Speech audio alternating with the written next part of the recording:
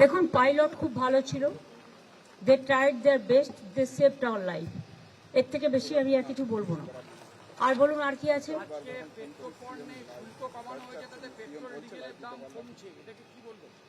আগে তো কমুক, বাড়িয়েছে কত? বাড়িয়েছে 1000%। আগে সে শাড়ির দোকানে গিয়ে মানে শাড়িটার কত দাম? 1000, কমতে কমতে এলো 400 টাকা। প্রথমেই তো 1000 টাকা বাড়িয়ে দিয়েছে, 1000%, 1000% বাড়িয়ে দিয়েছে। তারপরে এটা শুল্ক কমানো মানে কি দাম কমবে? শুল্কটা ক %? লোকে পাক, এটা আমি চাই, লোকের অসুবিধা যাতে না হয়। গ্যাসটা কি হলো? 25 দিন আগে লোকের রান্নাঘরটায় আগে তো রান্না করবে, খাবে। পেট্রোল তো অ্যাভেলেবেল আছে আমাদের এখানে, আর গ্যাসও অ্যাভেলেবেল আছে।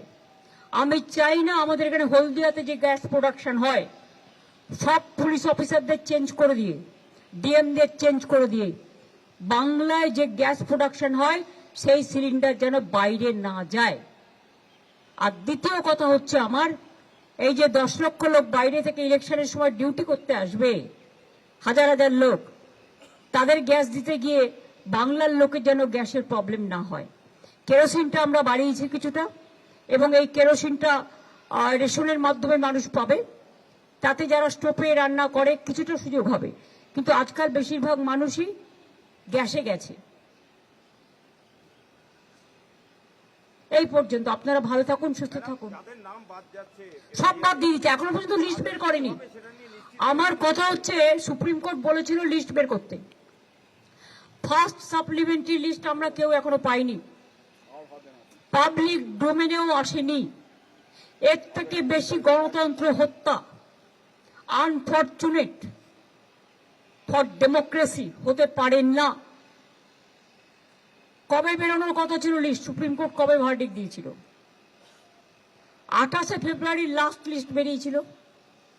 তারপরে অ্যাডজুডিকেশনের লিস্ট এতদিন ধরে হিয়ারিং হলে এলো, তাতেও তো 50% নাম আমি শুনেছি কেটে কেটে বাদ দেওয়া হয়েছে, এবং দেখে দেখে বাদ দেওয়া হয়েছে। আমি শুনেছি সুতির একটা ব্লকে লোকই আছে মনে হয় 500, একটা বুথে 400 বাদ। এরকম অনেক জায়গা আছে। বসিরহাটে একটা ব্লকে একটা বুথে হয়তো 600 ভোটার আছে, 400 বাদ।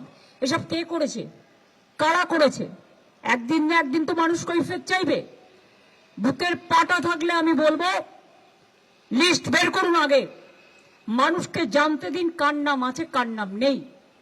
যার নেই তাকে জেলায় জেলায় ট্রিব্যুনাল করে তাদের নাম তোলার ব্যবস্থা করে দিন। আমরা বিনা পয়সায় লয়ার দিয়ে সাহায্য করব, কিন্তু মানুষের গণতান্ত্রিক অধিকার কেড়ে নেওয়ার কোনো অধিকার কারও নেই। যা চলছে তা সুপার হিটলারকেও ছাড়িয়ে যাবে। হিটলার টিটলার ভুলে যান, টোটালটা বিজেপি ভ্যানিসিং ওয়াশিং মেশিন হয়ে গেছে। ডেমোক্রেসিটাকেই ভ্যানিশ করে দিচ্ছে, মানুষের অধিকারটাকেই ভ্যানিশ করে দিচ্ছে। এদের দেখে আমার ঘৃণা হয়, লজ্জা হয়। বাংলার প্রতিটা মানুষ এর জবাব দেবে। এক একটা পরিবারে একজনের ভোটের নাম আছে, 4 জনের নেই। আর দেখে দেখে অনেক কমিউনিটি থেকে লক্ষ লক্ষ নাম বাদ দেওয়া হয়েছে। কার জমিদারি এটা? বিজেপির জমিদারি দেশটাকে বেঁচে দিয়ে লজ্জা করে না?